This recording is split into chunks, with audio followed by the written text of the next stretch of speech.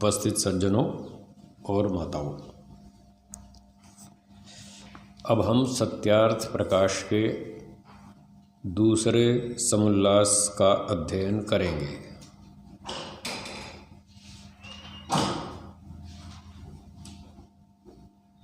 दूसरे समुल्लास में महर्षि दयानंद सरस्वती जी ने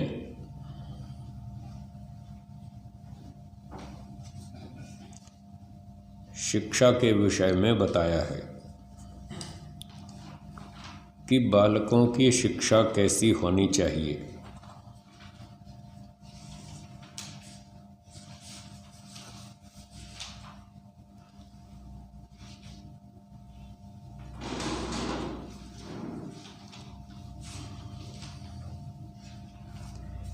सबसे पहले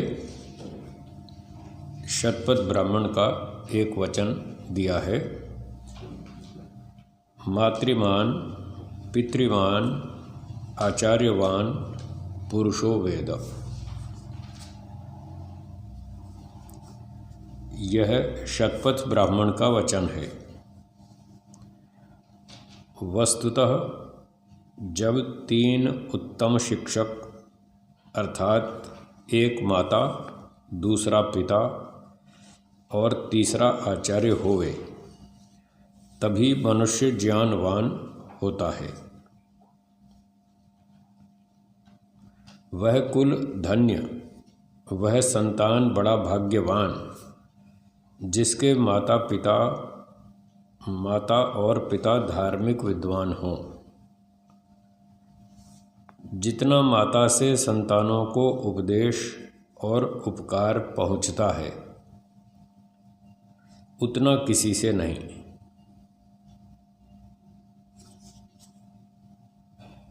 जैसे माता संतानों पर प्रेम, उनका हित करना चाहती है, उतना अन्य कोई नहीं करता। यहाँ तक की चर्चा कर लेते हैं। तो शतपथ ब्राह्मण वेदों का एक व्याख्यान ग्रंथ है। इसमें वैदिक शब्दों की व्याख्या की है, कुछ इतिहास की बातें भी हैं और भी बहुत सी बातें हैं। तो इस शतपथ ब्राह्मण में ऋषि ने लिखा है कि कौन संतान भाग्यशाली होता है, मनुष्य का निर्माण कैसे होता है, किसका निर्माण हो सकता है, किसका नहीं हो सकता। आजकल जो हम वातावरण देख रहे हैं, इसमें अच्छे मनुष्य कम दिखाई देते हैं और खराब लोग ज़्यादा दिखते हैं।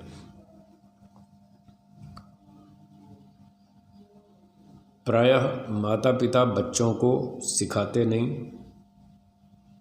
कैसे उठना, कैसे बैठना, कैसे बोलना, कैसे व्यवहार करना, सभ्यता, आचरण, आचार विचार और दिनचर्या कैसे करनी, कौन से काम हमें रोज़ करने चाहिए और अपना काम खुद करना चाहिए। इस तरह की बातें माता पिता बहुत कम सिखाते हैं। बहुत सी बातें तो माता पिता खुद भी नहीं जानते, वो सिखाएंगे क्या, उनको खुद को ही पता नहीं। तो इसलिए फिर आज वातावरण बिगड़ गया, बच्चे भी बिगड़े हुए हैं, माता पिता भी बिगड़े हुए हैं, इसलिए दुनिया बिगड़ गई। अब जिसको देखो वो यही शिकायत करता है, साहब दुनिया बहुत बिगड़ गई, जैसे कोई आसमान से टपकी हो। हम और आप ही तो हैं दुनिया, वो दीवारों का नाम संसार थोड़ी है, मनुष्यों का नाम है। और कह रहे हैं दुनिया बिगड़ गई, तो मतलब मनुष्य बिगड़े। क्यों बिगड़े, उसका कारण बता रहे हैं कि तीन मुख्य कारण हैं जिनसे मनुष्य बनता है और बिगड़ता है। यदि वो तीन कारण अच्छे हैं, मजबूत हैं, पढ़े लिखे हैं, धार्मिक हैं, सदाचारी हैं, तो संसार में अच्छे मनुष्य बनेंगे। यदि ये तीन कारण ठीक नहीं हैं तो संसार के लोग बिगड़ेंगे। तो आज जो चारों तरफ वातावरण बिगड़ा है, मनुष्य बिगड़े हैं, उसका सबसे बड़ा मूल कारण ये 3 व्यक्ति हैं। तो इस वचन में, शतपथ ब्राह्मण के वचन में ये बात बताई गई, मातृमान पितृमान आचार्यवान पुरुषो वेद। तो जब उत्तम 3 शिक्षक होते हैं, 3 शिक्षक उत्तम होते हैं, माता पिता और तीसरा आचार्य, तभी मनुष्य वेद ज्ञानवान बनता है। तब वो अच्छा व्यक्ति बनता है, बुद्धिमान बनता है, धार्मिक बनता है, सदाचारी बनता है। कहना चाहिए कि वो मनुष्य बनता है। ये सारे मनुष्य के लक्षण हैं। लोग कहते हैं साहब मनुष्यता ख़त्म होती जा रही है। वो इसीलिए तो ख़त्म हो रही है कि जो मनुष्य के लक्षण हैं वो बनाए नहीं जा रहे, मनुष्यों में स्थापित नहीं किए जा रहे। और स्थापित करने वाले 3 चीज़ें हैं, माता पिता और आचार्य। इसलिए जब ये 3 अच्छे होते हैं तो देश अच्छा बनेगा, दुनिया अच्छी बनेगी। ये 3 यदि बिगड़ गए तो फिर देश बिगड़ेगा, दुनिया बिगड़ेगी। तो आजकल तीनों ही बिगड़े हुए हैं, माता भी, पिता भी और आचार्य भी, तीनों ही बिगड़े हुए हैं, इसलिए दुनिया बिगड़ गई। तो महर्षि दयानंद जी लिखते हैं, वह कुल धन्य, वह संतान बड़ा भाग्यवान जिसके माता और पिता धार्मिक विद्वान हों। तो जिसके माता पिता धार्मिक हों, विद्वान हों, वो कुल भाग्यशाली है, संतान भी भाग्यशाली है।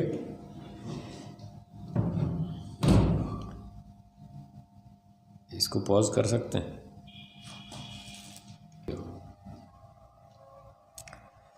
तो वह संतान बड़ा भाग्यवान जिसके माता पिता धार्मिक विद्वान हो। सबसे पहला गुरु है माता, क्योंकि जब बच्चे का जन्म होता है, बच्चा छोटा होता है तो माँ के पास ही रहता है। माता ही उसका पालन पोषण करती है, वही उसको सारी देखभाल करती है, खिलाना पिलाना, सुलाना, जगाना, नहलाना, धुलाना, जो भी। तो वो माता के पास रहता है और सब कुछ माता से ही प्राप्त करता है। तो महर्षि जी ने लिखा है, जितना माता से संतानों को उपदेश और उपकार पहुंचता है उतना किसी से नहीं। ये जो 5 वर्ष तक की छोटी उम्र होती है बच्चों की, इस 5 वर्ष के समय में बच्चा माता से बहुत कुछ सीखता है। और ये 5 वर्ष का समय ऐसा होता है कि बच्चे का मन मस्तिष्क बिल्कुल कोमल होता है और उस पर जो भी संस्कार डाले जाएं वो बहुत गहरे होते हैं और जीवन भर वो हटते नहीं, जीवन भर वो बहुत बढ़िया काम देते हैं अंत तक। इसलिए महर्षि जी लिखते हैं कि जितना उपकार माता से बालकों को पहुंचता है उतना किसी से नहीं। इस 5 साल की उम्र में बच्चे माँ के पास ही रहते हैं, तो माता जो चाहे वो सिखा सकती है। ईश्वर की बड़ी कृपा है, ऐसी व्यवस्था है कि बच्चे को माता पर पूरा विश्वास होता है, 100%। और ये स्वाभाविक बना दिया ईश्वर ने। मतलब उसको सिखाना नहीं पड़ता कि तुम्हें माँ की बात माननी है, ये सिखाना नहीं पड़ता, वो ऑटोमेटिक मानता है। उसके लिए सबसे बड़ा देवता उसकी माँ है। अगर उसकी माँ झूठ भी सिखा देगी तो भी वो उसको सच मानता है, उसको इतना विश्वास होता है स्वाभाविक रूप से। ये ईश्वर की रचना है, उसकी व्यवस्था है। 2 बच्चे गली में आपस में बात कर रहे थे।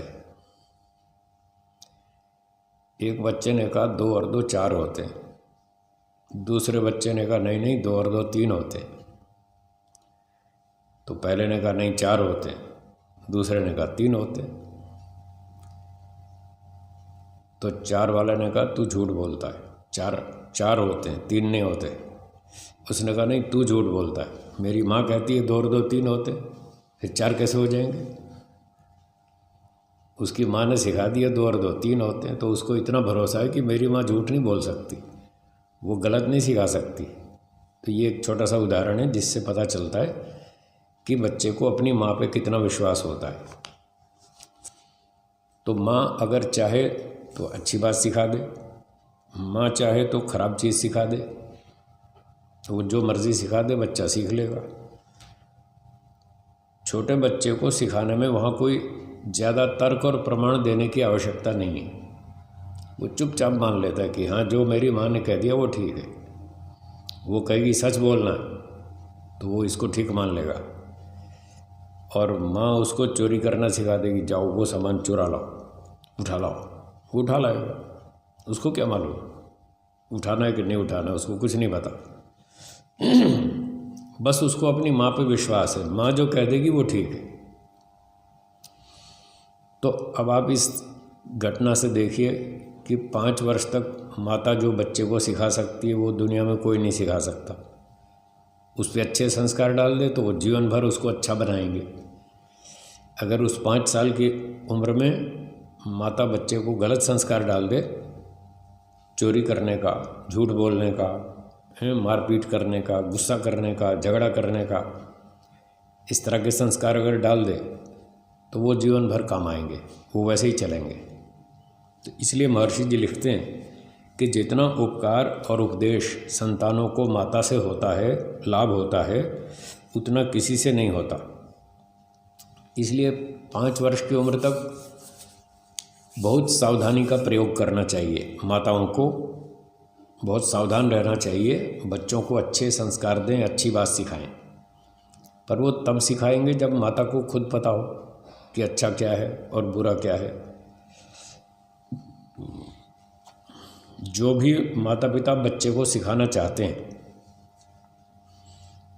पहले उनको खुद पढ़ना पड़ेगा। पुराने समय में तो ये परंपरा थी कि लोग गुरुकुल जाते थे और वहाँ पढ़कर आते थे, और खूब अच्छी तरह से विवाह करने से पहले बहुत कुछ सीख कर आते थे गुरुकुल से। विवाह के समय भी उनको बताया जाता था कि आपको अब आगे गृहस्थ आश्रम में कैसे रहना है, आपकी भाषा, आपका व्यवहार, आपका आचार विचार कैसा होगा, वो सारा उनको सिखाया जाता था। और गुण कर्म मिला के विवाह किए जाते थे।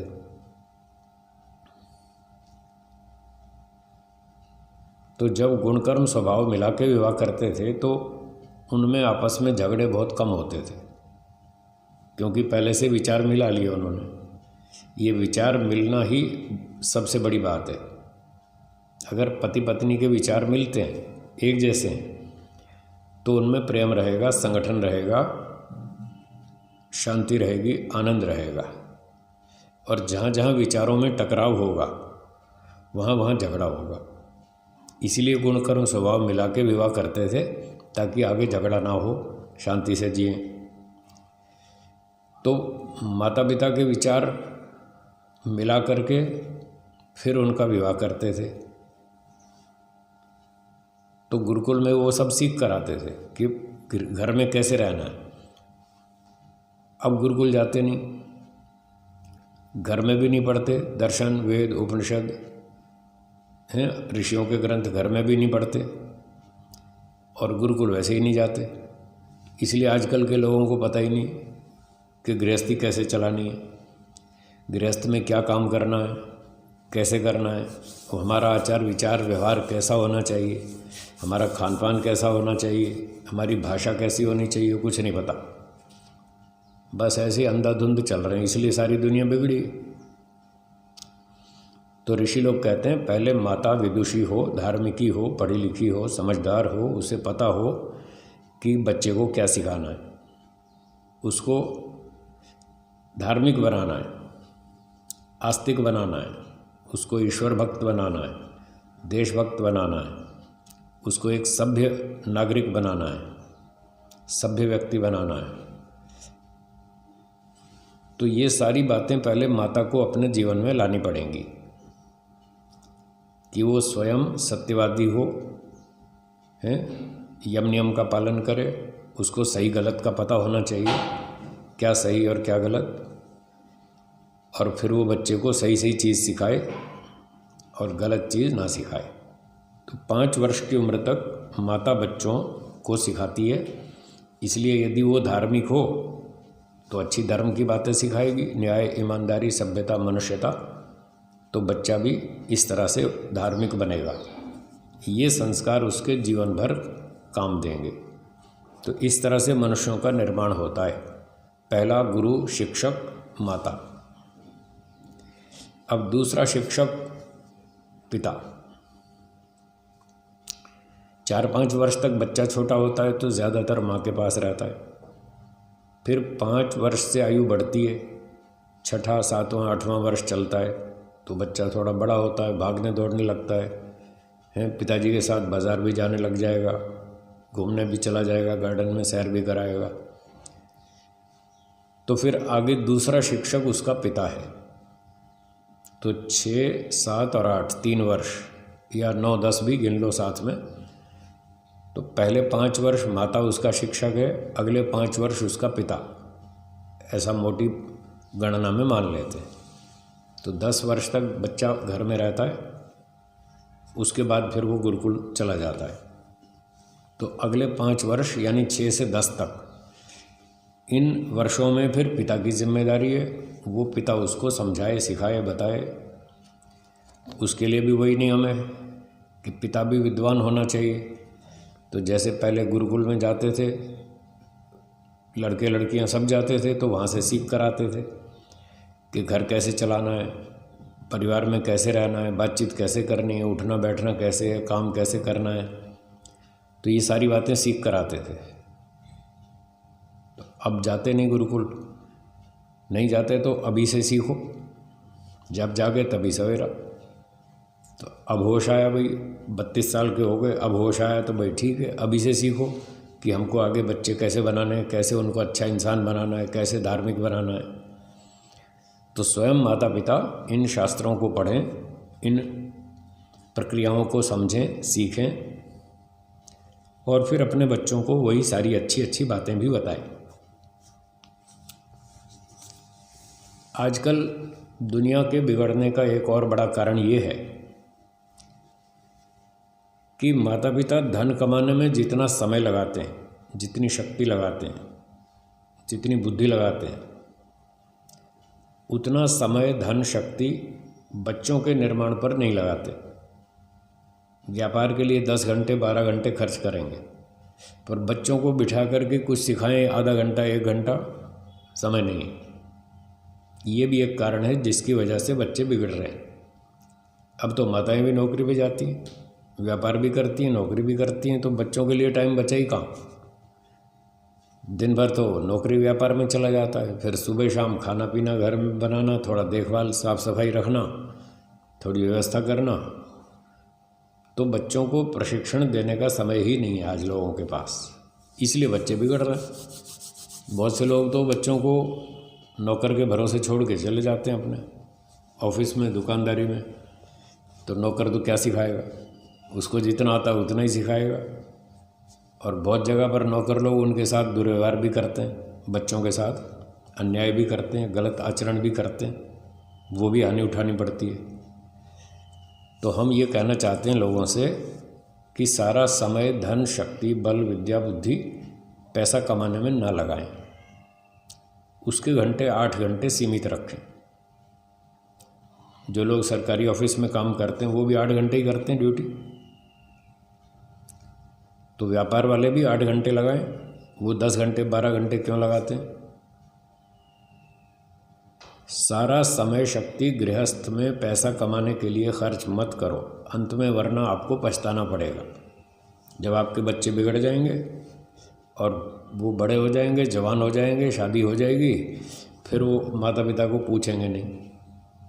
और वही हो रहा है आजकल। अब जैसे जैसे माता पिता बूढ़े होते जाते हैं तो बच्चे जवान हो जाते हैं, उनकी शादी कर देते हैं, फिर बुढ़ापे में उनको बच्चे पूछते ही नहीं। क्यों नहीं पूछते? क्योंकि उन्होंने बच्चों पर समय नहीं लगाया बचपन में। जब बच्चों को सिखाने का समय था वो तो आपने व्यापार में और नौकरी में खो दिया, बच्चों को अच्छी बात सिखाई ही नहीं, तो अब वो उनसे आशा क्यों रखते हैं कि हमारे बुढ़ापे में अभी हमारी सेवा करेंगे? तो ऐसी आशा उनको नहीं रखनी चाहिए। पर वो ये आशा तो रखते हैं कि हमारे बुढ़ापे में हमारे बच्चे हमारी सेवा कर दें, पर जो ड्यूटी है वो नहीं निभाते। उनको सेवा करना सिखाओ तो सही। तो उनको जब आप धार्मिक बनाएंगे, माता पिता दोनों मिल कर के अच्छे संस्कार देंगे, सभ्यता सिखाएंगे, माता पिता की सेवा करना सिखाएंगे, बड़ों का आदर सम्मान सिखाएंगे, अतिथियों की सेवा करना सिखाएंगे, उठना बैठना सिखाएंगे, बोलना चालना सिखाएंगे, सामान रखना लेना देना सिखाएंगे, अपना काम स्वयं करना सिखाएंगे, तब जाके बच्चे अच्छे सभ्य धार्मिक एक अच्छे नागरिक बनेंगे, ईमानदार, चरित्रवान, देशभक्त और ईश्वर भक्त बनेंगे। तो माता पिता को ये सारी बातें पहले स्वयं सीखनी चाहिए। तो वो शिविरों में जाएं, 8-8 दिन के शिविर चलते हैं। आजकल तो कोरोना चल रहा है, थोड़ा शिविर बंद हैं, पहले तो चलते ही है रेगुलर।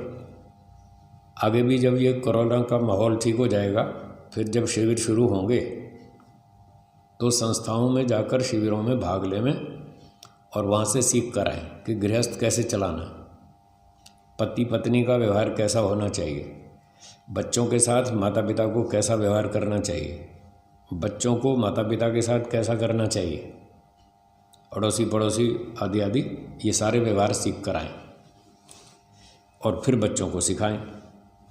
तो 5 वर्ष तक बचपन में पहले 5 वर्ष माता बच्चों को शिक्षण दे, अगले 5 वर्ष पिता,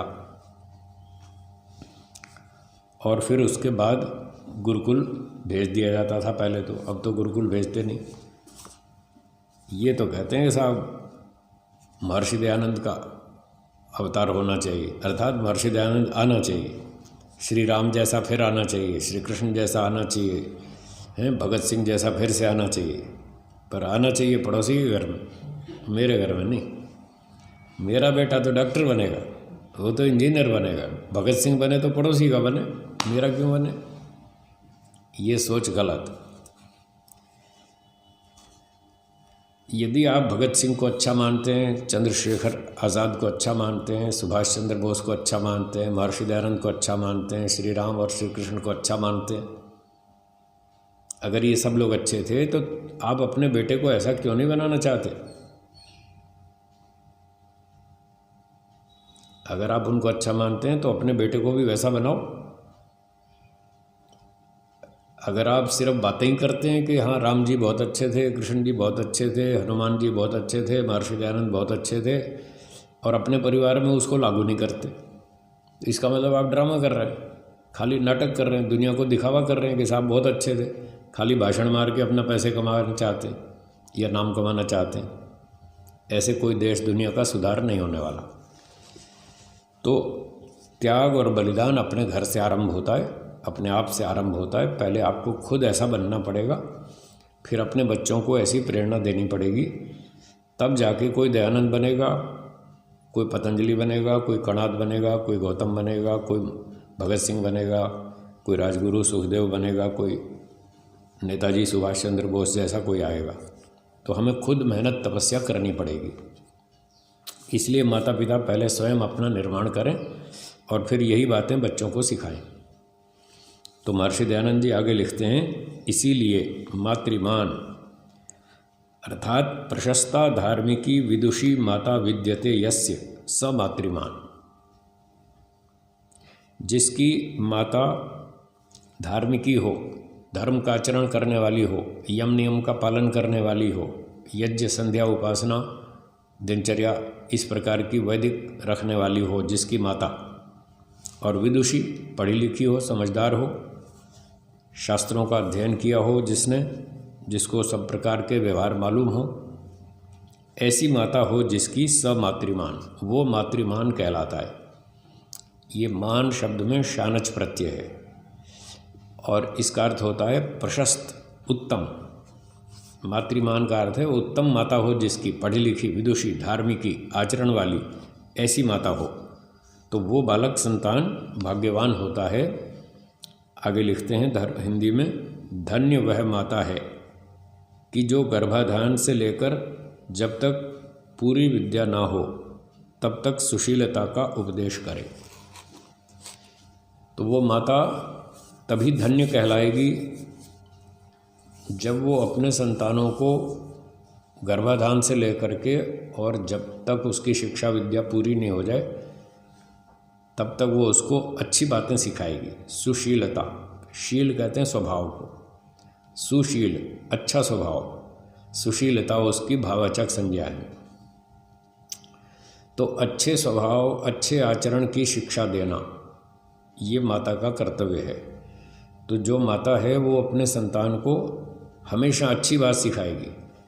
समय पर सो, समय पर उठो, हैं, चलो नहाओ धो, व्यायाम करो, स्नान करो, ईश्वर का ध्यान करो, अभवन करो। तो माता की ये जिम्मेदारी है वो बच्चों को इस तरह की क्रियाएं सिखाए। पहले खुद करे फिर उनको सिखाए, तो वो संतान अच्छी बनेगी, तब देश अच्छा बनेगा, तब संसार के लोग अच्छे बनेंगे। तो वो माता धन्य है जो इस प्रकार से उत्तम स्वभाव आचरण का उपदेश करती है अपने संतानों को। तब तक करती है जब तक उसकी विद्या पूरी ना हो जाए। जब विद्या पूरी हो जाएगी फिर तो विवाह हो जाएगा, फिर गृहस्थ में चला जाएगा व्यक्ति, तो फिर पत्नी बच्चों में उलझ जाएगा, फिर माँ का संपर्क थोड़ा घट जाएगा। तो कम से कम जब तक अविवाहित है, विवाह नहीं हुआ, तब तक तो माता के साथ उसका संबंध रहेगा ही। तो सार क्या हुआ कि जब तक विवाह ना हो जाए, जब तक माता के साथ संबंध रहे बेटे का, तब तक उसको हमेशा अच्छी बात सिखाए, इस तरह से।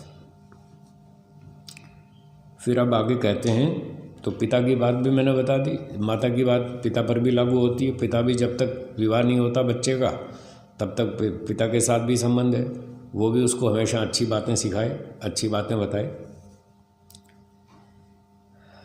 अगले अनुच्छेद में लिखते हैं, माता और पिता को अति उचित है कि गर्भाधान के पूर्व, मध्य और पश्चात मादक द्रव्य, मद्य, दुर्गंध, रूक्ष, बुद्धिनाशक पदार्थों को छोड़ के जो शांति, आरोग्य, बल, बुद्धि, पराक्रम और सुशीलता से सभ्यता को प्राप्त करें, वैसे घृत, दुग्ध, मिष्ट, अन्नपान आदि श्रेष्ठ पदार्थों का सेवन करें, जिससे रजस वीर्य भी दोषों से रहित होकर अति उत्तम गुणयुक्त हो।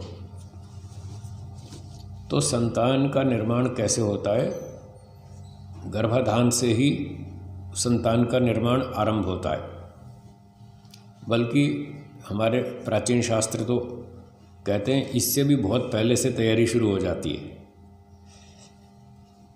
तो जब पति पत्नी को संतान प्राप्ति करनी हो तो उससे भी पहले वो 1 वर्ष, 2 वर्ष, 5 वर्ष, 10 वर्ष पहले से तैयारी शुरू करते हैं। पहले वो योजना बनाते हैं कि हमें अब एक संतान उत्पन्न करनी है। और आपने शायद सुना हो इतिहास की घटनाओं में, श्री कृष्ण जी ने रुक्मिणी के साथ विवाह के पश्चात 12 वर्ष तक ब्रह्मचर्य का पालन किया। सुना है ना? तब जाके उन्होंने एक संतान उत्पन्न की, यानी 12 साल पहले से तैयारी शुरू की कि हमको संतान चाहिए, हम उसके लिए तपस्या करेंगे। तो 12 वर्ष उन्होंने विवाह के पश्चात, पहले तो विवाह से पहले तो ब्रह्मचारी होते ही थे, वो तो नियम पूर्वक पालन करते ही थे। शादी के बाद, विवाह के बाद भी 12 वर्ष तक और तपस्या की कि हम ब्रह्मचर्य का पालन करेंगे, अच्छा व्यायाम करेंगे, खान पान शुद्ध बनाएंगे, शरीर को बलवान बनाएंगे, स्वाध्याय करेंगे, ध्यान करेंगे, हवन करेंगे, अच्छे उत्तम आचरण बनाएंगे, अपने अच्छे संस्कार बनाएंगे, फिर हम संतान बुलाएंगे। तो इतनी तपस्या करते थे, फिर जाके ईश्वर उनको ऐसी बढ़िया संतान भेजता था।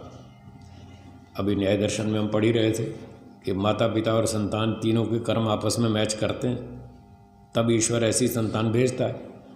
तो उसके माता पिता के कर्म और संतान के कर्म आपस में मिलने चाहिए। तो जब माता पिता ने 12 वर्ष तपस्या की, ब्रह्मचर्य का पालन किया, तो इनके कितने अच्छे कर्म हुए। तो ऐसे ही कर्म वाली संतान ईश्वर भेजेगा। तो प्रद्युम्न जो बताते हैं, एक संतान श्री कृष्ण जी ने बनाई, और इतिहासकार बताते हैं कि दोनों बाप बेटे की शक्ल एक जैसी, डिट्टो कॉपी। पता नहीं वो अतिशयोक्ति है या सत्य है, पता नहीं। लोग ऐसा सुनाते हैं कि जब सामने से प्रद्युम्न आता था तो रुक्मिणी को, उसकी माता जी को संदेह होता था ये मेरा बेटा है या मेरा पति। दोनों मतलब एकदम जैसे क्लोनिंग कर दी गई हो, ऐसे बलवान मजबूत, विद्वान पढ़े लिखे एक जैसे दोनों। तो ये फल मिलता है इस ब्रह्मचर्य की तपस्या का। तो विवाह के पश्चात भी ब्रह्मचर्य का पालन करके व्यक्ति तैयारी करता है कि मुझे एक संतान ऐसी चाहिए। तो श्री कृष्ण जी के बारे में कहते हैं उन्होंने 12 वर्ष तपस्या की, फिर एक संतान पैदा की। और श्री राम जी के बारे में 14 वर्ष बताते हैं जंगल में रहे, पति पत्नी साथ में ही थे, सीता जी साथ में थी ना, और एक भी संतान पैदा नहीं की। तो वो पति पत्नी साथ रहते रहे और 14 साल तक उन्होंने भी तपस्या की, ब्रह्मचर्य की। उसके बाद जब वापस लौट कर आए अयोध्या, फिर संतान हुई। तो इतनी लोग तपस्या करते थे वो विवाह के पश्चात। अब तो कोई 14 दिन भी ब्रह्मचारी नहीं रहता शादी के बाद। फिर बताओ अच्छी संतान कहाँ से आएगी। अब तो लोगों को यही पता नहीं कि शादी करते क्यों हैं, यही पता नहीं। बस भोग विलास, यही एक लक्ष्य बचा है और कुछ नहीं। और पति पत्नी दोनों ऐसे सपने देखते हैं बस शादी के बाद तो हमारा स्वर्ग के दरवाजे खुल जाएंगे, जैसे हम स्वर्ग में प्रवेश कर जाएंगे, ऐसा लगता है शादी से पहले। और 2 साल बाद समझ में आता है हम तो कहाँ नरक में आ गए। उल्टा हो जाता है, क्योंकि उनको स्वर्ग बनाना ही नहीं आता। गृहस्थ आश्रम को स्वर्ग बनाना चाहिए, और बुद्धिमत्ता से काम करें तो बनाया भी जा सकता है। वेदों में लिखा है गृहस्थ का विधान कि जाओ शादी करो, जिसको संसार में सुख दिखता हो वो शादी करे, दिखता हो, हाँ, जिसको संसार में सुख दिखता हो वो शादी करे, और जिसको पहले ही दुख दिखता हो वो क्यों करे। तो वेदों में तो दोनों ऑप्शन है। आपको सुख दिखता है तो शादी करो, दुख दिखता है तो मत करो, सीधे शॉर्टकट मारो, स्वामी दयानंद की तरह ब्रह्मचारी से डायरेक्ट सन्यासी। तो जिसको ऐसा लगता हो कि गृहस्थ में सुख है तो ठीक है, वो फिर गृहस्थ के नियमों तो पालन करे ना, कम से कम नियमों को तो जाने कि क्या क्या नियम है। तो रात को जल्दी सोना 10 बजे, सुबह जल्दी उठना 4 बजे। ये गृहस्थियों की दिनचर्या बता रहा हूँ, सन्यासियों की नहीं। हाँ, फिर आप कहो जी ये तो सन्यासियों की बात कर रहे हैं। मैं ब्रह्मचारी सन्यासी की बात नहीं कर रहा, गृहस्थियों की बात कर रहा हूँ। पढ़ना हो तो पढ़ लो, संस्कार विधि में लिखा है गृहाश्रम प्रकरण, विवाह के पश्चात वहाँ लिखा है कि सदा सब स्त्री पुरुष 10 बजे रात्रि को सो जावें और सुबह ब्राह्म मुहूर्त में 4 बजे उठें। तो ये हैं गृहस्थ के नियम। अब बोलो कौन सोता है 10 बजे, कौन उठता है 4 बजे? तो लाखों में कोई 1 2 4 मिलेंगे मुश्किल से, बाकी तो सब ऐसे ही हैं। 12 1 2 बजे तो सोते हैं, फिर 7 8 9 बजे उठते हैं। फिर क्या खुद अपना निर्माण करेंगे और क्या बच्चों का निर्माण करेंगे? ऐसे नहीं होगा। तो संतान उत्पत्ति से पहले से तैयारी करें कि हमको एक अच्छी संतान बनानी है। एक अच्छी संतान बनाने के लिए हमने विवाह किया है, ये उद्देश्य था। और संतान का पालन करेंगे। जो हमारे माता पिता ने हम पर मेहनत की, हमको पढ़ाया लिखाया खिलाया पिलाया, बलवान बनाया बुद्धिमान बनाया, तो हम पर उनका ऋण है। तो हम ये ऋण चुकाएंगे, आगे एक और अच्छी संतान बनाएंगे देश के लिए, धर्म के लिए, समाज के लिए, जो अपना भी कल्याण करे और दुनिया को भी सुख देवे। ऐसी बढ़िया संतान बनाएंगे। इस उद्देश्य से व्यक्ति शादी विवाह करता है। और जैसे अभी बताया था कि उसको लगता है संसार में बड़ा सुख है, तो उसको अपने सुख का परीक्षण भी करना है कि संसार में सुख है या दुख है। गुरुजी तो बता रहे थे यहाँ दुख है, शादी मत करो। हमारी सलाह तो नहीं है शादी करो, पर विद्यार्थी को लगता है कि नहीं नहीं, संसार में तो सुख है, इतने लाखों करोड़ों लोग शादी कर रहे हैं, सारे बेवकूफ़ थोड़ी हैं, सारे मूर्ख थोड़ी हैं, ये भी तो कुछ बुद्धिमान हैं, ये भी तो कुछ सोचते होंगे, और हमको भी लगता है कि गृहस्थ में सुख है। तो गुरुजी ने कहा ठीक है भाई, आपको ऐसा लगता है तो अपना परीक्षण कर लो, जाओ शादी कर लो, 1 2 3 संतान पैदा कर लो और देख लो कितना सुख और कितना दुख। आपको 25 साल का समय दिया जाता है, 25 साल 28 साल गृहस्थ में रह के अपना परीक्षण कर लो। तो वो साथ साथ परीक्षण भी करते जाते हैं और संतानों का पालन भी करते जाते हैं गृहस्थ लोग। तो एक प्रकार से जो माता पिता का ऋण था वो भी उतर जाए और दूसरा अपना परीक्षण भी हो जाए, अपनी भ्रांति संशय भी दूर हो जाए कि गृहस्थ में सुख है या नहीं है, हमें ठीक दिख रहा है या गलत दिख रहा है, क्या दिख रहा है, वो भी सारा निपटारा हो जाए। तो इस उद्देश्य से विवाह किया जाता था। और 25-30 साल में जब समझ आ गई कि यहाँ पर जैसा सुख हम चाहते थे वैसा तो नहीं मिला गृहस्थ में, बच्चे भी बड़े हो गए, उनकी भी शादी कर दी, तो जो व्यक्ति गृहस्थ बना था उसकी उम्र 50-55 हो गई। तो अब फिर उसने देख लिया गृहस्थ में उतना सुख तो नहीं मिला जैसा सोचा था, अब फैसला हो गया। तो फिर अब क्या करें? तो फिर अपना वही मुख्य उद्देश्य पर वापस लौटो। मुख्य उद्देश्य था मोक्ष प्राप्ति। मोक्ष प्राप्ति के लिए ही ब्रह्मचारी को गुरुकुल भेजा था कि जाओ विद्या पढ़ो और मोक्ष में जाओ। तो जिसको तो शादी से पहले ही समझ आ गई कि गृहस्थ में जाऊंगा तो दुख बढ़ेगा, उसने तो पहले ही शॉर्टकट मार लिया कि मैं शादी करता ही नहीं। वो तो सीधा ही ब्रह्मचारी बन गया और सीधा ही वैराग्य प्राप्त करके सन्यासी। पर जिसको वैराग्य नहीं हो पाया वो गृहस्थ में गया, उसने 25-30 साल गृहस्थ में देख लिया। जब पता चल गया कि यहाँ सुख कम मिला, दुख अधिक मिला, तो फिर अब अपने वापस लौट के आओ, शंका हमारी दूर हो गई। तो लौट करके फिर उसको तीसरा आश्रम वानप्रस्थ, चलो वानप्रस्थ में फिर पढ़ाई करो, फिर तपस्या करो, फिर साधना करो, फिर वैराग्य बढ़ाओ और ईश्वर तक पहुँचो। तो ये उद्देश्य था गृहस्थ में जाने का। ये तो किसी को पता ही नहीं है कि हमारा लक्ष्य ईश्वर प्राप्ति है, हमको मोक्ष में जाना है। अब तो इतना ही भी नहीं समझते लोग कि मरने के बाद दूसरा जन्म भी होगा। अब तो दूसरा जन्म ही नहीं दिमाग में बैठता, मोक्ष तो क्या दिमाग में बैठेगा, वो तो बहुत दूर की बात है। तो लोगों को सिर्फ यही एक जन्म दिखता है। ये बहुत बड़ी समस्या पैदा हो गई वेदों को न पढ़ने से, इसलिए सारी दुनिया भटक रही है। किसी को पता नहीं हम क्यों शादी कर रहे हैं, शादी करने का उद्देश्य क्या है। बच्चे हो जाएंगे, उनका पालन करेंगे, फिर वो बड़े हो जाएंगे, फिर उसके बाद क्या करना हमको, हमारी जीवन का लक्ष्य क्या है वो ही समझ नहीं आ रहा। बहुत से लोग 60 साल में रिटायर्ड हो जाते हैं और फिर वो टेंशन में आ जाते हैं कि अब क्या करें, अब पैसा कहाँ से कमाएं। रिटायर कर दिया सरकार ने, भाई जाओ थोड़ा आराम कर लो, कुछ ध्यान भजन कर लो, अगले जन्म की तैयारी कर लो। अभी भी उनको समझ नहीं आ रही कि हमको रिटायरमेंट क्यों दी गई, अभी भी वो पैसे कमाने के चक्कर में। तो ये संसार इसीलिए बिगड़ा वेदों को ना पढ़ने से। तो ऋषि लोग क्या बता रहे हैं, पुराने समय में जब व्यक्ति शादी विवाह करता था, संतान उत्पत्ति करता था, तो महर्षि जी लिखते हैं कि गर्भाधान के पूर्व, मध्य और पश्चात मादक द्रव्य का सेवन न करें। आज तो बिना शराब की कोई पार्टी नहीं होती है, कोई भी पार्टी हो शराब तो पहले चाहिए। तो ये, और वो मना कर रहे हैं कि मादक द्रव्य का सेवन ना करें। आज तो खूब शराब पीते हैं लोग और उल्टे सीधे काम भी करते हैं, अंडे मांस खाते हैं और नशीली चीज़ों का और बहुत सारी चीज़ों का उपयोग करते हैं। तो जब संतान प्राप्ति करनी हो तब मादक द्रव्यों का सेवन ना करें। मद्य, दुर्गंध, रूक्ष, बुद्धिनाशक, ये सुल्फा, गांजा, सिगरेट, बीड़ी, ये सब का प्रयोग नहीं करना।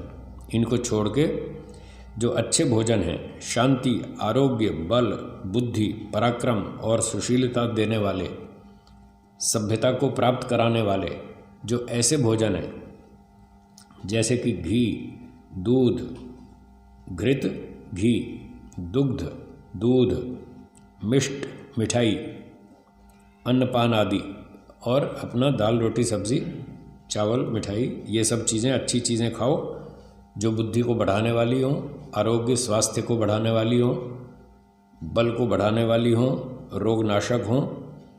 ऐसे श्रेष्ठ पदार्थों का सेवन करें कि जिससे रजवीर्य भी दोषों से रहित होकर अति उत्तम गुणयुक्त हों।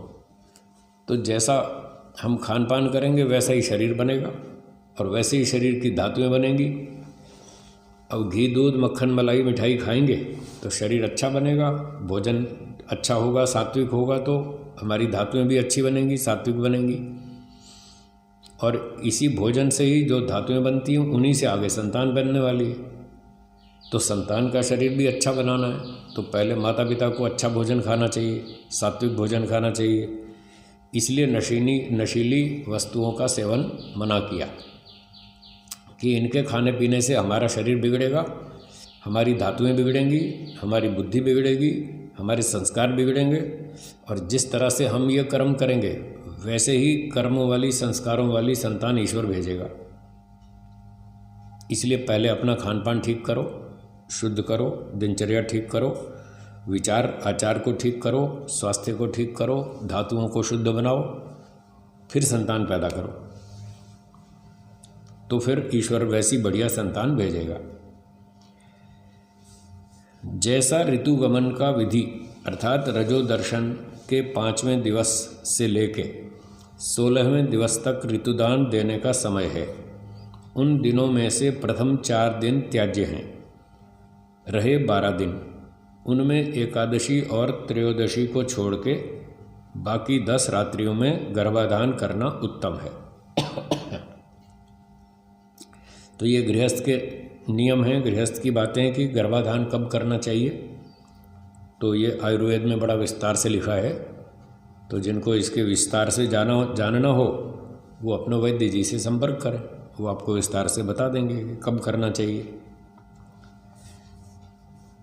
और रजो दर्शन के दिन से 16वीं रात्रि को पश्चात समागम न करना, तो उसके बाद फिर नहीं करना संतान उत्पत्ति के लिए। पुनः जब तक ऋतुदान का समय पूर्वोक्त न आवे तब तक, यानी 1 मास में जो 16 दिन बताए, इनमें से 10 दिन बताए रात्रि जिसमें गर्भाधान संस्कार करना है, और बाकी 14 दिन में नहीं करना। और 14 दिन बाद जब अगले महीने फिर शुरू होगा गर्भाधान के लिए अनुकूलता, तो तब तक ब्रह्मचर्य का पालन करना है, संयोग नहीं करना पति पत्नी, और गर्भ स्थिति के पश्चात 1 वर्ष तक संयुक्त ना हो, और गर्भ स्थापन हो गया उसके बाद 1 वर्ष तक ब्रह्मचर्य का पालन करना, फिर संयोग नहीं करना। अपनी वैदिक व्यवस्था तो ये है, ब्रह्मचर्य का पालन करो, अपना शरीर की रक्षा करो, धातुओं की रक्षा करो, ईश्वर का ध्यान करो, उपासना करो। सिर्फ भोग विलास के लिए थोड़ी पैदा हुए, न भोग विलास के लिए शादी की है, सिर्फ संतान प्राप्ति उद्देश्य है। उसके लिए 1 बार 2 बार संयोग कर लिया, हो गया, जब स्थापन हो गया बस फिर खत्म। फिर अपना ब्रह्मचर्य का पालन करो, अपना ध्यान करो, हवन करो, स्वाध्याय करो, सेवा करो और सारे अच्छे अच्छे काम करो। ठीक है। जब दोनों के शरीर में आरोग्य, परस्पर प्रसन्नता, किसी प्रकार का शोक ना हो, तो दोनों मतलब पति पत्नी, जब पति पत्नी के शरीर में आरोग्य, स्वास्थ्य ठीक है, बिल्कुल परस्पर प्रसन्नता है, आपस में कोई लड़ाई झगड़ा मनमुटाव भी नहीं है, प्रेम है आपस में, और किसी प्रकार का शोक ना हो, कोई मन में चिंता तनाव टेंशन आदि ना हो, तब संतान उत्पत्ति के लिए प्रयत्न करना चाहिए। जैसा चरक और सुश्रुत में भोजन छादन का विधान और मनुस्मृति में स्त्री पुरुष की प्रसन्नता की रीति लिखी है, उसी प्रकार करें और वर्तें। तो खाना पीना आयुर्वेद के हिसाब से, दाल सब्ज़ी है, किस तरह से घी दूध मक्खन मलाई मिठाई जो भी वो आयुर्वेद में पढ़ें, चरक सुश्रुत में, उसके अनुसार खाना पीना करें। और स्त्री पुरुष आपस में प्रसन्न रहें, उसकी विधि मनुस्मृति में लिखी है, उसके अनुसार चलें। तो दोनों प्रसन्न हों, दोनों स्वस्थ हों, शरीर से भी मन से भी, तब संतान पैदा करनी चाहिए। गर्भाधान के पश्चात स्त्री को बहुत सावधानी से भोजन छादन करना चाहिए। पश्चात 1 वर्ष पर्यंत स्त्री पुरुष का संग ना करे। तो गर्भस्थापन हो गया, उसके बाद उसको बहुत सावधानी रखनी है, क्योंकि माता की भूल से बच्चे को नुकसान हो सकता है, और अगर कोई भूल चूक हो गई तो फिर वो बेचारा बच्चा भी सारा जीवन दुख भोगेगा, और माँ को भी बहुत कष्ट होगा कि मैंने मूर्खता से बच्चे को नुकसान किया। वो खुद भी दुखी होगी और बच्चा भी दुखी रहेगा। इसलिए बहुत सावधानी रखनी चाहिए। उसके नियम होते हैं, वो सारे डॉक्टर वैद्य लोग बताते रहते हैं। और गर्भ स्थापन के पश्चात 1 वर्ष तक स्त्री पुरुष आपस में संग नहीं करेंगे, ब्रह्मचर्य का पालन करेंगे। लोग समझते हैं भोग विलास में बहुत आनंद है, वो ये नहीं समझते कि ब्रह्मचर्य में उससे भी 10 गुना अधिक आनंद है। ये नहीं जानते बेचारे, क्योंकि कभी पालन करके देखा ही नहीं। ब्रह्मचर्य का पालन करने से बहुत 10 गुना अधिक आनंद मिलता है, जितना भोग विलास में मिलता है उससे ज़्यादा यहाँ मिलता है। अब ये पता ही नहीं लोगों को, इसलिए वो पालन नहीं करते।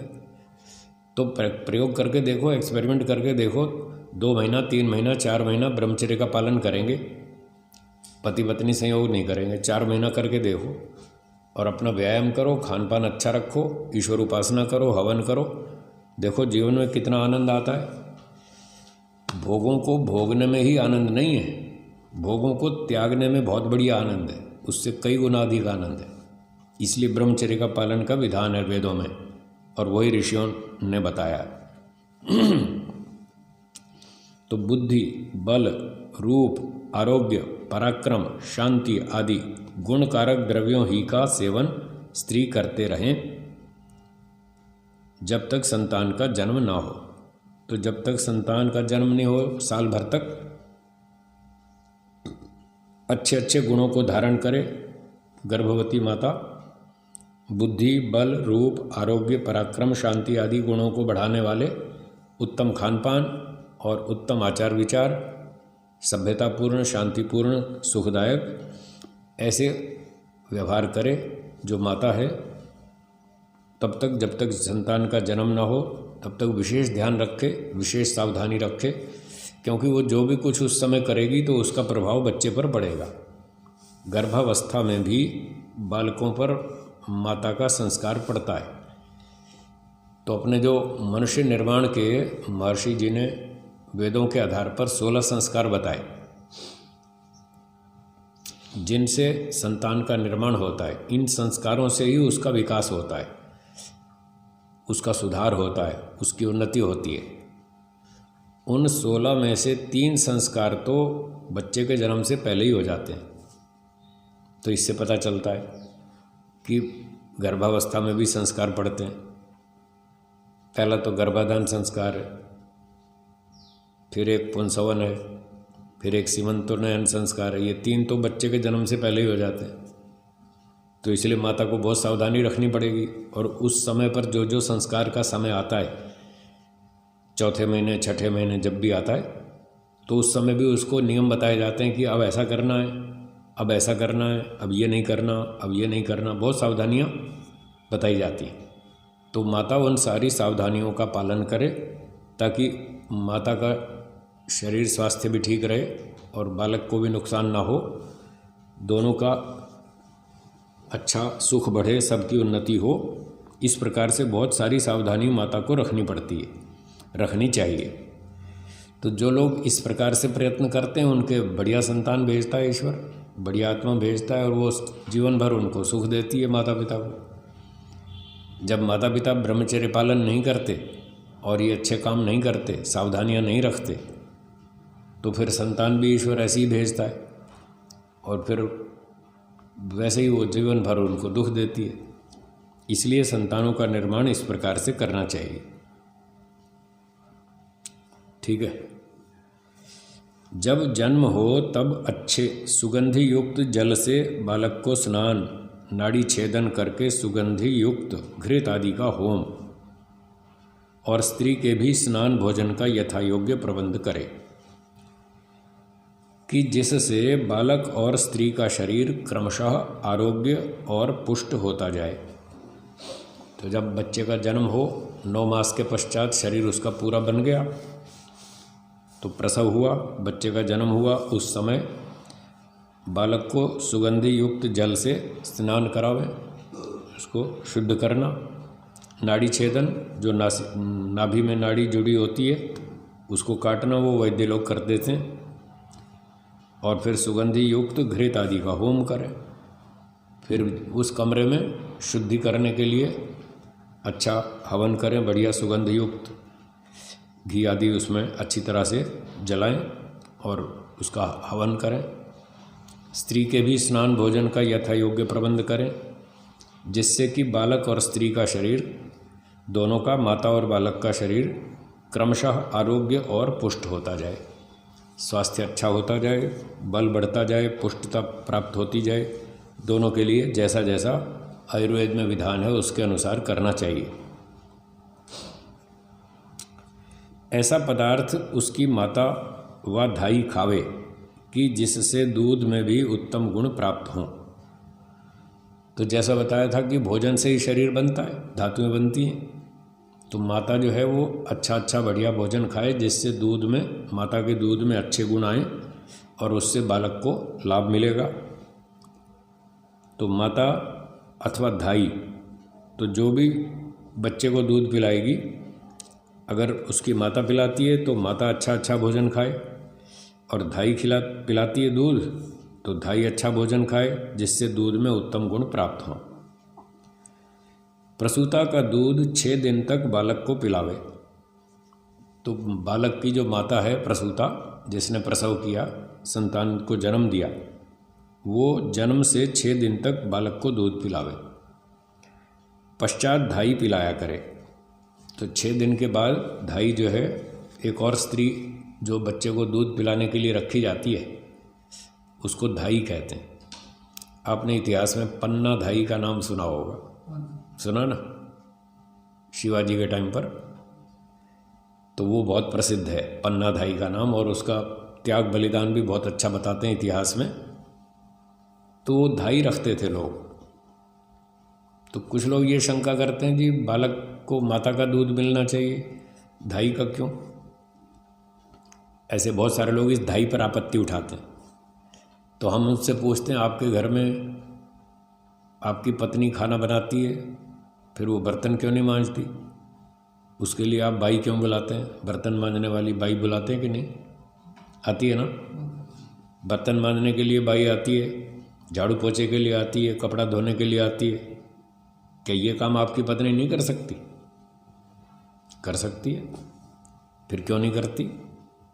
वो अपनी शक्ति बचाने के लिए, समय बचाने के लिए नौकर रख लेते हैं। भाई तुम आओ, खाना तो चलो हम बना लेंगे, वो तो ज़्यादा सेंसिटिव चीज़ है, हमारे सीधे शरीर से संबंध रखता है, तो खाना तो हम बना लेंगे, बाकी झाड़ू पोछा कपड़े बर्तन तुम कर दो, तुमको पैसे दे देंगे। तो जैसे सेठ लोग, धनवान लोग अपनी शक्ति, समय, बुद्धि, विद्या आदि बचाने के लिए नौकर रख लेते हैं और वो उनके छोटे मोटे काम उनसे करा लेते हैं, बाकी कुछ अपने खुद कर लेते हैं। तो इसका उत्तर है कि जब आप झाड़ू पोछा करने के लिए, कपड़े धुलवाने के लिए, बर्तन साफ कराने के लिए नौकर रख सकते हैं, तो बच्चे को दूध पिलाने के लिए क्यों नहीं रख सकते? उसके लिए भी रख सकते हैं। और ये तो ऋषियों का, वेदों का विधान है, कोई हम अपना घर से थोड़ी बता रहे। मनुष्य तो गलती कर सकता है, उसकी बुद्धि कम है। क्या ईश्वर भी गलती करता है? ईश्वर तो करता नहीं। जब ईश्वर कह रहा है कि तुम अपने यहाँ नौकर रख लो, कपड़े धोने के लिए, झाड़ू पोछे के लिए नौकर रख लो, वो तो आपने मान ली ईश्वर की बात। हाँ भाई, कपड़े धोने के लिए नौकर रख लो, झाड़ू पोछे के लिए रख लो, बर्तन मांजने के लिए रख लो। और जब ईश्वर ही कह रहा हो कि बच्चे को दूध पिलाने के लिए भी नौकर रख लो, वहाँ आपको तकलीफ हो रही है, क्योंकि वो आपके जची नहीं। ये तो न्याय नहीं है, ये तो स्वार्थ की बात है। मीठा मीठा गड़प, कड़वा कड़वा थू, ये कोई न्याय थोड़ी है। जब आपने ईश्वर की 3 बात मान ली तो चौथी भी तो मानो, उसमें क्यों आपत्ति उठा रहे? नौकर रखने के लिए ईश्वर ने कहा है, वेदों में क्या रखा है, और वेदों के आधार पर ऋषियों ने बताया कि जैसे आप कपड़े धोने के लिए नौकर रखते हैं, ऐसे दूध पिलाने के लिए भी नौकर रखो, पर उसकी सावधानी रखो। बच्चे को दूध पिलाना, उसकी सावधानी रखो। देखो लिखा है कि धाई जो उत्तम पश्चात धाई पिलाया करे, परंतु धाई को उत्तम पदार्थों का खान पान माता पिता करावें। उसका ध्यान पूरा रखना पड़ेगा, सावधानी पूरी रखनी पड़ेगी कि धाई का भी स्वास्थ्य अच्छा हो और वो अच्छी तरह से बच्चे का ध्यान रखे, खिलाए पिलाए, उसकी साफ़ सफाई का भी ध्यान रखे, माता उसके ऊपर नज़र रखे कि इसको बच्चे को दूध ठीक पिला रही है कि नहीं पिला रही, और उसको अच्छा भोजन खिलाओ ताकि उसका दूध उत्तम बने धाई का, और बच्चे को दूध पिलाया जाए तो अच्छा दूध पिलाना चाहिए। और बस दूध भले ही धाई पिला देगी, बाकी तो माता उस पर नज़र रखेगी। ये नहीं कि उसके हवाले छोड़ के अपना नौकरी पे चली जाए, ऐसे नहीं। हाँ, जैसे आजकल करते हैं, ऐसा नहीं करना। माता को वहीं रहना है, घर में ही रहना है, और उसके ऊपर पूरी नज़र रखनी है कि कोई दुर्व्यवहार ना करे बच्चे के साथ, उसको कोई हानि ना करे, कोई नुकसान ना करे। कई बार हमने ऐसे वीडियो देखे, जब माता पिता चले जाते हैं ड्यूटी पे, छोटे छोटे बच्चे होते हैं और नौकरानियाँ उनको कुछ थोड़ा खिलाती पिलाती हैं, और बच्चा कहीं नखरे करे तो उसकी पिटाई शुरू कर देती, बच्चे की पिटाई करती। हमने ऐसे वीडियो देखे। तो ऐसे नहीं छोड़ना, नौकरों के सहारे काम उनसे करवाओ, नज़र पूरी रखो ताकि वो बच्चे को कोई नुकसान ना करे। तो इसलिए धाई के खाने पीने का भी पूरा ध्यान रखें, अच्छी वस्तु खिलाएं। फिर कहते हैं जो कोई दरिद्र हो धाई को न रख सके, तो अब इससे ये पता चल रहा है कि धाई रखना कंपलसरी नहीं है, अनिवार्य नहीं है। जैसे हर आदमी नौकर नहीं रख सकता, सेठ है, धनवान है, वो तो रख सकता है, राजा लोग हैं वो तो नौकर रख सकते हैं, पर हर आदमी तो नहीं रख सकता ना। तो धाई भी सब लोग नहीं रख सकते। जो बड़े हैं, बलवान हैं, धनवान हैं, बुद्धिमान हैं, समय और शक्ति बचाना चाहते हैं, वो पैसा देकर धाई को रखें और बच्चे को दूध पिलवा लें और उसकी सावधानियाँ पूरी रखें। और जो गरीब हो, नहीं रख सकते धाई, तो कोई बात नहीं, फिर माता का शरीर का नुकसान ज़्यादा ना हो, उसकी पुष्टता धीरे धीरे बढ़ती जाए, इसलिए फिर थोड़ा बकरी या गाय का दूध लिखा है आगे। तो गाय और बकरी के दूध में उत्तम औषधि जो कि बुद्धि पराक्रम आरोग्य करने हारी हो, उनको शुद्ध जल में भिजा औटा छान के दूध के समान जल मिला के बालक को पिलावे। तो जो धाई न रख सके तो वो फिर गाय और दूध, बकरी का दूध इस्तेमाल करे, उसमें जो भी औषधि पका के खिलानी पिलानी हो उसको इस तरह से पिलाए। तो ये धाई के ऊपर आपत्ति उठाते हैं वो लोग, ये ठीक नहीं है। ठीक है। फिर कहते हैं जन्म के पश्चात बालक और उसकी माता को दूसरे स्थान जहाँ का वायु शुद्ध हो वहाँ रखें, सुगंध तथा दर्शनीय पदार्थ भी रखें, और उस देश में भ्रमण कराना उचित है जहाँ का वायु शुद्ध हो, और जहाँ धाई गाय बकरी आदि का दूध न मिल सके वहाँ जैसा उचित समझें वैसा करें। तो वहाँ जैसी परिस्थिति हो वैसा परिस्थिति के हिसाब से कर लें, मिल जाए तो रख लें, न मिले तो फिर जैसा भी हो। तो अच्छे स्थान पर रखें बालक को और माता को, जहाँ शुद्ध वायु हो। वो जिस कमरे में प्रसव हुआ था वहाँ से उसको और जगह शिफ्ट कर दें, साफ बढ़िया शुद्ध स्थान हो, वायु भी आती हो अच्छी, और अच्छे अच्छे सुंदर दर्शनीय पदार्थ भी हों, फूल खेल खिलौने आदि आदि, ताकि माता और बालक उसको देख देख के प्रसन्न रहें, खुश रहें। इस प्रकार से बालक को, संतान को जन्म देकर माता को इस प्रकार से आगे करना चाहिए। तो आज के समय के अनुसार इसको यहाँ विराम देंगे, बाकी चर्चा फिर करेंगे। एक बार ओम का उच्चारण करेंगे। ओम।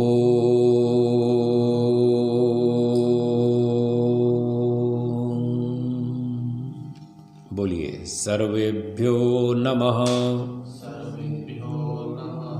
सबको सादर नमस्ते जी।